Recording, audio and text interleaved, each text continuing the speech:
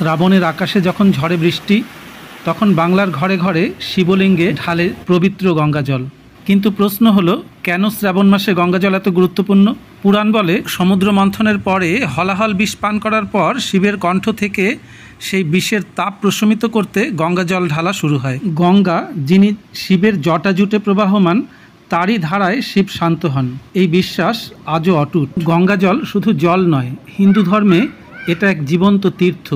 বলা হয়, গঙ্গাজল স্পর্শ করলেই পাপ ক্ষয় হয়, আত্মা হয় বিশুদ্ধ। গঙ্গাজল শুধু ধর্মীয় নয়, প্রাকৃতিকভাবেও পবিত্র। শ্রাবণে গঙ্গার জলের ব্যবহার শুধু শিব পুজোতেই নয়, বাড়ির পুজো, উপবাস, ধ্যান ও দান পুণ্যেও এর ব্যবহার দেখা যায়।